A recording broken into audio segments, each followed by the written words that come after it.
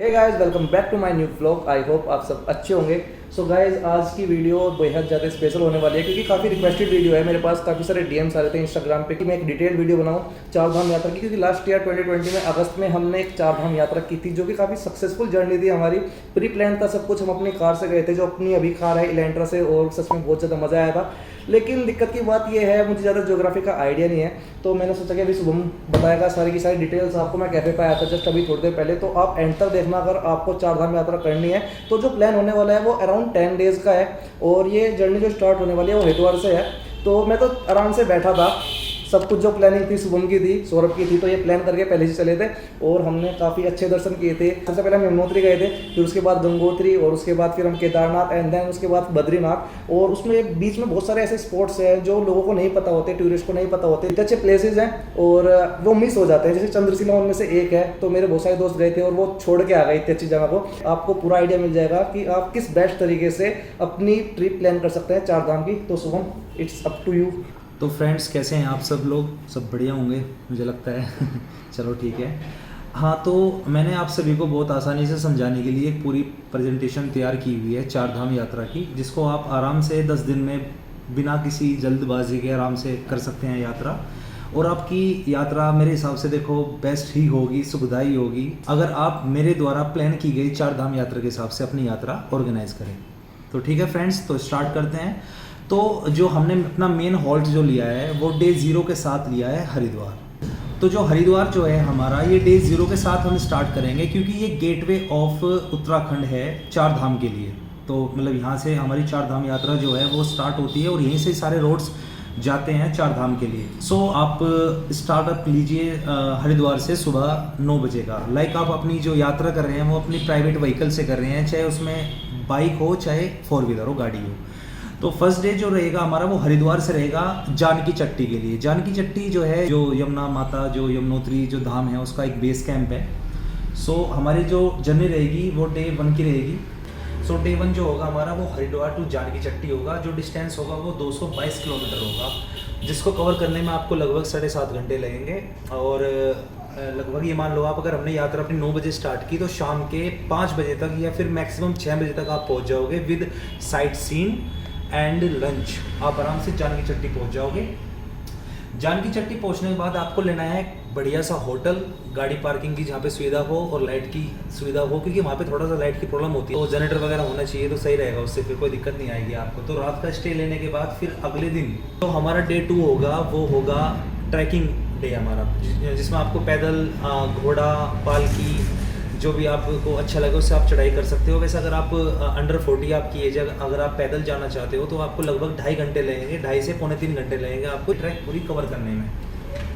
और अगर आपकी एज अब 40 है तो लगभग आप 1 घंटा मैक्सिमम कर लीजिए, लगभग 3.5 घंटे के आसपास तक आप मंदिर तक पहुंच जाओगे। तो लाइक आपने ट्रैक अपनी सुबह 7 बजे स्टार्ट किया आपने अपनी ट्रैक, और लगभग आप 10 बजे तक आराम से आप मंदिर तक पहुँच जाओगे। यमुना जी के ये मंदिर है, ये हमारी पिक है, हम जब लास्ट ईयर गए थे तो ये यमुना जी की पिक है, यमुना जो यमुनोत्री धाम है वहाँ की।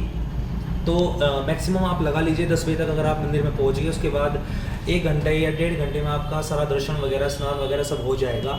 और आप 12 बजे आप रिटर्न आने के लिए आप तैयार हो जाओ जानकी चट्टी आने के लिए, क्योंकि वापस उतरने में इतना एफर्ट नहीं होगा जितना चढ़ाई करने में होता है। तो अगर आप 12 बजे चले तो आप आराम से 2 घंटे में, यानी कि 2 बजे आप वापस जानकी चट्टी पहुंच जाओगे, जहाँ पे आपकी गाड़ी खड़ी हुई है, मतलब जहाँ पे आपका होटल है। वहाँ पे आप अपना 2 बजे आने के बाद अपना लंच करो, वो जो आपको खाना है हल्का फुल्का आप खाओ। फिर वहाँ से आप सेम डे 2 वाले दिन आप निकल लो जानकी चट्टी टू उत्तरकाशी।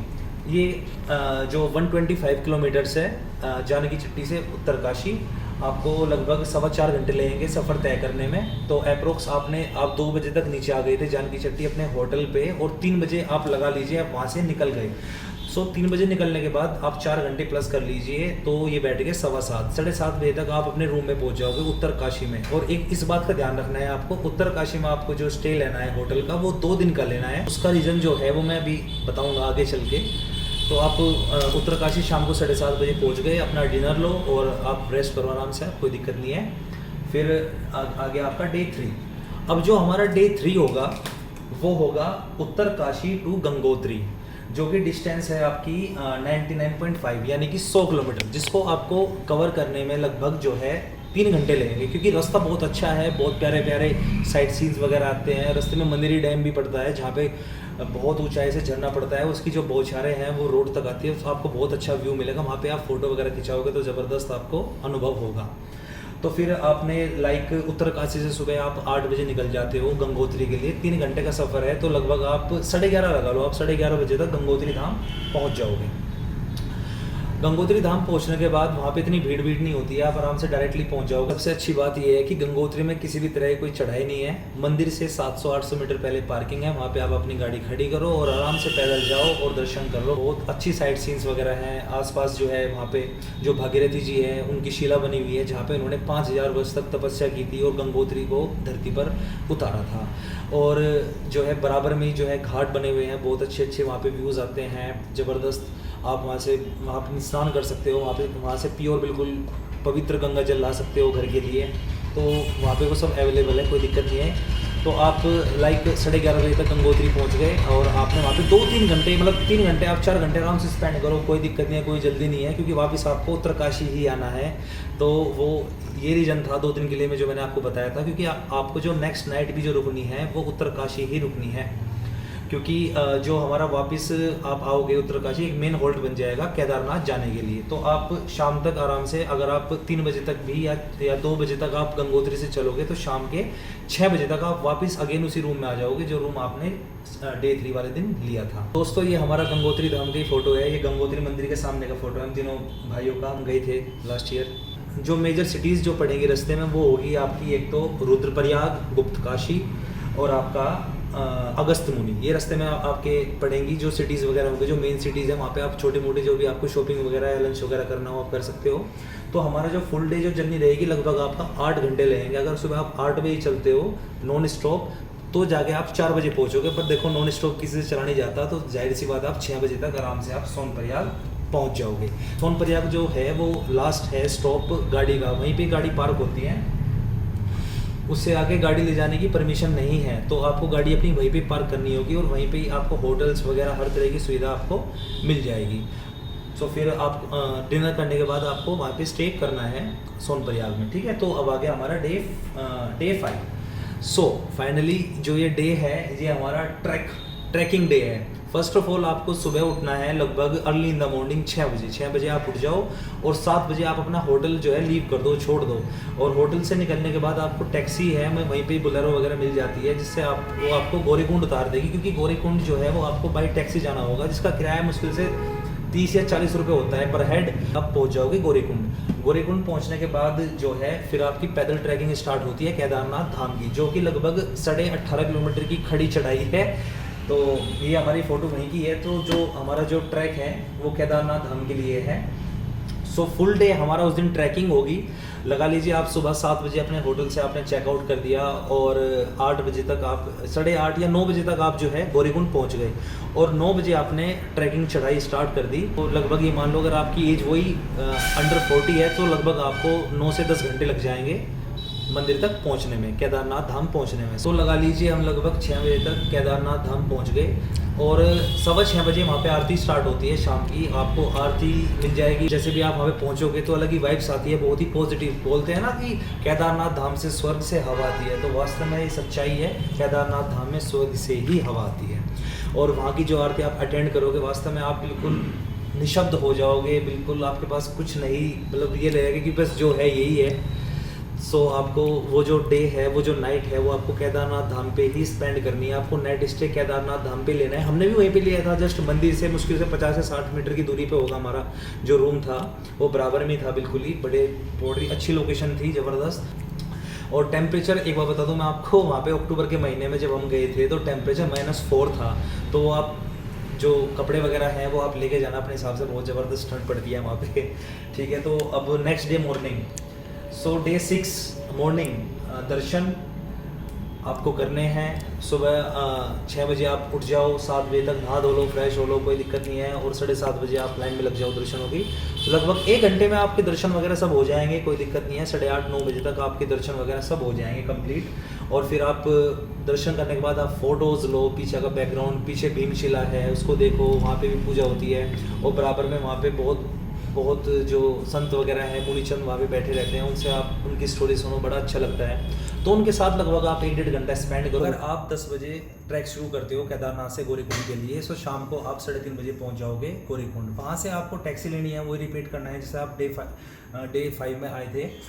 टैक्सी लेके आपको आना है फिर सोनप्रयाग, जहाँ पे आपकी गाड़ी खड़ी हुई है। वहाँ पे आप लंच वगैरह लो, जो भी आपको लेना है 10-15 मिनट में, और निकल जाओ 4:30 बजे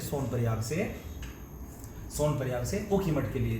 जो ऊखीमठ का जो डिस्टेंस है वो लगभग 45 किलोमीटर का है, बट वो जो रोड है वो बहुत ख़राब है, बहुत ही ऊपर नीचे है। और एक बात और भी आपको ध्यान रखनी होगी कि आपकी जो गाड़ी होनी चाहिए उसका ग्राउंड क्लियरेंस अबाउ 180 होना चाहिए, कम नहीं होना चाहिए, वरना गाड़ी आपकी कई बार मेजर जगह लग जाती है नीचे से, तो काफ़ी दिक्कत बन जाती है। सो सोनप्रयाग से आप ऊखीमठ पहुँच गए, लगभग आपको समय लगेगा 2 घंटे, ठीक है। तो 2 घंटे आपको लगाने के बाद आप पहुँच जाओगे ऊखीमठ। वहाँ पे आप अपना होटल लो, आराम करो, डिनर करो और सो जाओ, ठीक है। अब हम आते हैं डे 7। तो फ्रेंड्स अब आ गया डे 7। हमने डे 6 को रेस्ट किया था ऊखीमठ होटल में, और ऊखीमठ से आप सुबह निकल जाओ 8 बजे लंच ब्रेकफास्ट वगैरह करके। ऊखीमठ से चोपता है mini Switzerland of India, Uttarakhand का भी बोला जाता है इसको। बहुत ही प्यारी लोकेशन है, टूरिस्ट डेस्टिनेशन है, आप वहाँ पे जा सकते हो, बहुत अच्छी लोकेशन है। वहीं से ही एक रास्ता जाता है तुंगनाथ महादेव। जो ये तुंगनाथ है, तुंगनाथ वर्ल्ड का सबसे ऊंचा शिव का मंदिर है, world highest Lord Shiva temple. आप वहाँ पे भी जा सकते हो, हम भी गए थे, तो इसी वजह से मैंने इंक्लूड कर दिया है इसी में। सो ऊखीमठ से आप सुबह 8 बजे चलोगे, और लगभग 1 घंटे का सफ़र है, 30 किलोमीटर का रास्ता है। बहुत प्यारा रास्ता बना हुआ है, बहुत अच्छे रोड्स वगैरह हैं वहाँ पे, साइट सीन बहुत अच्छी है। फोटो वगैरह लेते आप 1.5 घंटे में सुबह 9:30 बजे तक आप चोपटा पहुँच जाओगे। 9:30 बजे पहुँचने के बाद आपको कार पार्क करनी है और निकलना है ट्रैक के लिए। ट्रैकिंग के लिए आपके शूज़ अच्छे होने चाहिए, ग्रिप अच्छी होनी चाहिए, क्योंकि वहाँ पे फिसलन बहुत ज़्यादा होती है, पत्थर बहुत ही ज़्यादा स्लिपरी होते हैं वहाँ पे। सो आप लगभग 3.5 किलोमीटर के आसपास की जो है चढ़ाई है, उसको आपको कवर करने में लगभग 2 से 2.5 घंटे लगेंगे, अगर आपकी एज अंडर 40 है। वैसे वहाँ पे पाल की पिट्ठू भी अवेलेबल है, वो आपके ऊपर डिपेंड करता है आपको करनी है या नहीं करनी है। सो आप चोपटा से तुंगनाथ आओगे, तुंगनाथ जी का ये मंदिर है, हमारी पिक है लास्ट ईयर की, जो पता होगा आपको, हम लास्ट ईयर भी गए थे 4 धाम यात्रा पे। सो उसी की ये पिक है, मैंने इंक्लूड कर दी थी इसी में। ये तुंगनाथ महादेव जी का मंदिर है। अब यहीं से ही 1-1.5 किलोमीटर ऊपर एक रास्ता जाता है, वो है चंद्रशिला पीक भी बोला जाता है उसको, चंद्रशिला टॉप भी बोला जाता है उसको। सो वहाँ से एक रास्ता अलग से जाता है। देखो मैं आपको एक बात बता देता हूँ, वो रास्ता थोड़ा सा हार्ड है, मतलब ट्रैकिंग एरिया बहुत ज़बरदस्त है उसका, बहुत ही संभल के चलना पड़ता है। 1 किलोमीटर से 1.25 किलोमीटर के आसपास की वो ट्रैक है, जिसको कवर करने में 1 से 1.5 घंटा लगता है। वो इतनी स्टीक चढ़ाई है, वहाँ पे कोई रास्ता नहीं है, वो बस बन रहा है, मतलब कोई गवर्नमेंट की तरफ से कोई रास्ता नहीं है। वो जो लोग बाग जाते हैं उसी के पैरों से निशान से वो बना हुआ है, नेचुरल है, मतलब कुल मिला के बात ये है। सो आप उसको ट्रैक करोगे तो देखो कुछ ऐसा है वहाँ का व्यू। ये चंद्रशिला मंदिर के सामने की हमारी पिक है, और ये चंद्रशिला टॉप है, वो जस्ट उसके पीछे है, 2-4 मीटर की ऊंचाई पे ही है। यहीं पे ये जो है इंडियन फ्लैग लगा हुआ है, उसके साथ हमारा ये पिक है। बहुत ही ज़बरदस्त लोकेशन है, लगभग 14,500 फीट के आसपास ही हाइट पे है चंद्रशिला टॉप। सो आप वहाँ पे पहुँच जाओगे। सो बहुत ही ज़बरदस्त नज़ारे हैं वहाँ पे, आप दर्शन वगैरह करो और आराम से। लगभग आपने सुबह 9:30 बजे ट्रैक स्टार्ट किया था तुंगनाथ जी का, तुंगनाथ जी से आपको 2.5 घंटे लगे, लगभग 12 बजे तक आप तुंगनाथ महादेव पे पहुंच गए। उसके बाद आपने आधे घंटे बाद या 1 घंटे बाद आपने चढ़ाई स्टार्ट कर दी चंद्रशिला टॉप की। चंद्रशिला पे आपको जाने में 1 घंटा लग गया, तो लगभग आपको 1:30 बज गए। 1:30 से आपको 2:30 बजे तक आपने पूरा 1 घंटा स्पेंड किया वहीं पर ही। फिर आपको वापस आना है नीचे चोपटा तक। सो लगभग आपको आने में 2 घंटे लगेंगे, क्योंकि उतरने में इतना मुश्किल नहीं होता जितना चढ़ने में होता है। सो लगभग आपको 2:30 बजे अगर आप वहाँ से उतरते हो तो लगभग 4:30 बजे तक आप वापस चोपटा आ जाओगे। तो सेम डे चोपटा से आपको जाना है चमोली। अब जो चोपटा से जो चमोली की जो डिस्टेंस है वो लगभग है 42 किलोमीटर, जिसको आपको कवर करने में 1.5 घंटा लगेगा। 1.5 से 2.25 घंटे लगेंगे, इससे ज़्यादा नहीं लगना, क्योंकि रास्ता बहुत अच्छा है। बस थोड़ा सा जंगल का रास्ता है, ज़्यादा लेट नहीं होना है आपको। 4:30 बजे निकल जाना है। 4:30 बजे आप निकलोगे तो लगभग 6-6:30 बजे आप पहुँच जाओगे चमोली। चमोली डिस्ट्रिक्ट है, चमोली गोपेश्वर पूरा नाम है, और ये मेजर डिस्ट्रिक्ट है उत्तराखंड की, ठीक है। सो सेम डे है वही। अब बारी है डे 8 की। सो आपने होटल ले लिया था चमोली में और नाइट स्टे कर लिया था और डिनर वगैरह आप करके रेस्ट कर लिया था आपने आराम से, कोई दिक्कत नहीं है। फिर नेक्स्ट डे आपने चमोली टू बद्रीनाथ, ये आपको डे कवर करना है सुबह। आप वही आप निकल जाओ सुबह 9 बजे निकल जाओ आप चमोली से बद्रीनाथ के लिए, ब्रेकफास्ट वगैरह सब करके, और आपको डिस्टेंस कवर करनी होगी उस दिन 103 किलोमीटर की, और जिसको आपको कवर करने में लगभग 3.25 घंटे लगेंगे, 3.25 से 4.25 घंटे के आसपास लगेंगे, क्योंकि रास्ते में साइट सीन भी है, आप रुक सकते हो फ़ोटो वगैरह क्लिक करने के लिए, या फिर आपको थोड़ा हल्का फुल्का कुछ खाना हो। सो 4.25 घंटे या 4.5 घंटे आप लगा लीजिए, और आप पहुंच जाओगे फिर बद्रीनाथ आप पहुंच जाओगे लगभग 1 बजे। अगर आप 8 बजे चलते हो तो 1 बजे आप आराम से बद्रीनाथ धाम पहुंच जाओगे। बद्रीनाथ धाम पहुंचने के बाद वहाँ पे आप दर्शन कीजिए, आप वहाँ पे तप्त कुंड भी है, दोपहर में आप आराम से तप्त कुंड में नहाइए, कोई दिक्कत नहीं आती, गर्म पानी है, बहुत ज़बरदस्त मज़ा आएगा आपको वहाँ पे नहाने में। अब बद्रीनाथ धाम, ये बद्रीनाथ की हमारी पिक्स हैं, आप देख रहे होंगे, ये बद्रीनाथ मंदिर है, और ये सामने ही उसका जो मेन एरिया है उसके सामने की पिक है हमारी। फिर आपको उसी दिन सेम डे आपको बद्रीनाथ में स्टे करना है। बद्रीनाथ में स्टे करने के बाद आप अगले दिन सुबह माना गांव जा सकते हो, जो कि लास्ट इंडियन विलेज है। माना गांव बद्रीनाथ धाम से लगभग 3 किलोमीटर है, जिसको आपको कवर करने में 15 से 20 मिनट लगेगी, इससे ज़्यादा नहीं लगने का। वहाँ पे भी आप मार्केट है, वहाँ पे वुलन मार्केट है, वहाँ के लोग बहुत ही गर्मटकारी होते हैं। वहाँ का मशहूर है हैंड क्राफ्टेड जो मटेरियल्स है वो बनाते हैं वहाँ के लेडीज़ वगैरह, वहाँ के जेंट्स वगैरह, बहुत ही प्रसिद्ध है, वर्ल्ड फेमस है, मतलब माना गांव के जो वुलन्स हैं, आप वहाँ से शॉपिंग कर सकते हो, बहुत अच्छा है। और वहाँ पे भीमशिला भी है, सरस्वती भी है, सरस्वती जो नदी है वो भी आप देख सकते हो। सो आपको बहुत अच्छा लगेगा। सो आपने माना गांव से निकल जाना है। फिर 1 या 1.5 घंटे बाद निकलने के बाद लगभग आप 11 बजे निकल गए, 11 बजे के आसपास निकल गए आप बद्रीनाथ से रुद्रप्रयाग के लिए। ये डे 9 आ गया हमारा। सो जो ये डिस्टेंस है ये है 154 किलोमीटर। सो 11 बजे अगर आप चलते हो माना गांव से सीधा रुद्रप्रयाग के लिए, सो आप शाम को आप लंच वंच करके आराम से रुक के फ़ोटो वोटो लेके आप शाम को पहुंच जाओगे आराम से 5 बजे तक या 6 बजे तक रुद्रप्रयाग। आपको 1 नाइट स्टे करना है रुद्रप्रयाग में। होटल्स वगैरह बहुत अच्छे अवेलेबल हैं वहाँ पे रुद्रप्रयाग में, बहुत ही मेजर सिटी है, बड़ी सिटी है रुद्रप्रयाग। सो आपको वहाँ पे स्टे करना है डे 9 में। अब आए हमारा लास्ट डे 10। डे 10 होगा हमारा रुद्रप्रयाग टू हरिद्वार।